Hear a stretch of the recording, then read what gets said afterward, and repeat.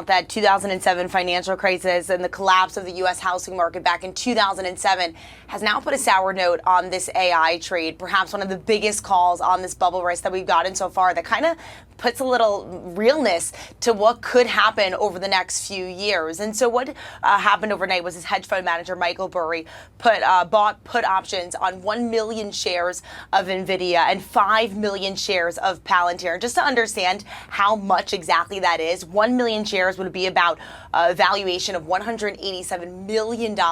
And those 5 million shares of Palantir, well, that equates to about $912 million. And so a pretty significant bet here that Michael Burry is making on both of these companies, as all we've been talking about was the valuation of both of these key players within this AI arms race. And yesterday after market close, he went on to X and he shared a pretty interesting post. He basically pointed out one or a few charts, but one in particular was about the cloud revenue segments for Amazon, Alphabet, and Microsoft. And what he pointed out was that during the years of 2018 to 2022, we saw returns of 36%, 45%, and 22% for these three companies. And over the past few years, the return on both of those, or rather all three of those cloud segment revenue, has been significantly lower. And what he said with this graphic that you're seeing now on the screen was, these are not the charts you're looking for. You can go about your business. And this was after this filing had come out. This was based on a regulatory filing that for the quarter that ended September 30th. And so we're now just getting it. And it's definitely causing a bit of fear among investors this morning. Yeah, definitely. Even though it's all sort of hints and insinuations. He's not coming out with sort of a long screed on all of this. He just dropped those things that you talked about.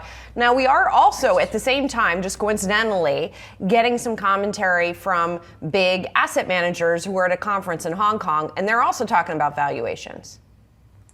Yeah, at this financial summit, we heard from Goldman Sachs CEO David Solomon. We also heard from Morgan Stanley CEO Ted Pick. And what they said essentially was that these evaluations are pretty significantly high right now, and we could be seeing a pullback. So specifically, Morgan Stanley CEO Ted Pick saying we should also welcome the possibility that there would be 10 to 15% drawdowns that are not driven by some sort of macro cliff effect, calling that a healthy development.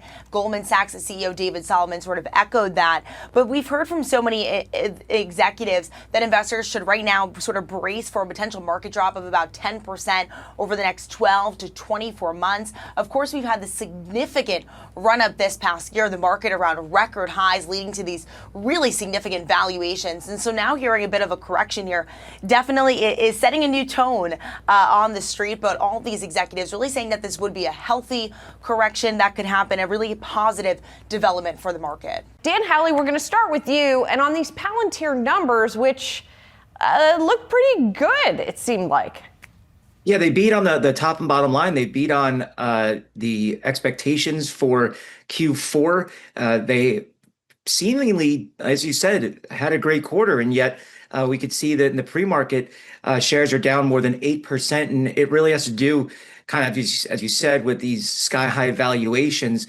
We have Wall Street analysts basically kind of balking at what the shares are trading at this point. This is a stock that's a favorite among retail investors. It's been shooting through the roof, riding kind of the AI wave that essentially all of the tech industry has been riding. They sell, obviously, their software to businesses as well as the government. It uses AI. They signed a deal with Nvidia to capture more chips to be able to speed up the use of their software. And so at this point, it seems as though it's to do with the valuation more generally. And CEO Alex Karp had this to say about the valuations. He said, the ascent has confounded most financial analysts and the chattering class, whose frame of reference did not quite anticipate a company of this size and scale growing at such a ferocious and unrelenting rate. He said, some of our detractors have been left in a kind of deranged and self-destructive befuddlement. And so that's kind of his shot at the Wall Street analysts who say this stock is trading at levels that just don't kind of make sense when you compare them to what the other, or what its larger big tech competitors are trading at, the likes of Microsoft and Google and Nvidia. Their PEs are lower than what Palantir's at. So obviously there's these kind of dueling takes where the company obviously says, look, we're gonna continue to crush, continue to move forward. And analysts are saying, well, let's just hold our horses for a minute. Maybe this price is a little high for what the company's doing. I mean, that said, the numbers were pretty impressive. If you look at the year-over-year gains, you read some of his quotes from the call, Dan. I'm going to read you my favorite. He said, by any normal or even reasonable standard, these are not normal results. These are not even strong results. These are arguably the best results that any software company has ever delivered. No exaggeration there, I guess. I don't know, but I mean, to be fair, the sales gains year over year were big. Sure, the sales gains were huge. He also, for some reason, quotes poets and filmmakers. Really likes to write a lot in his letters, I guess. But yes, this is, a company that is clearly doing very well. They managed to score these big contracts. Obviously, the U.S. is its largest region as far as revenue goes. They have these contracts, and they've taken heat for working with different government organizations, including ICE. They have a contract with the IRS. They have one with the military. They also, however, work with businesses, and so they work with logistics. This is a company that, as mysterious as it may sound, basically takes data and helps make it more usable.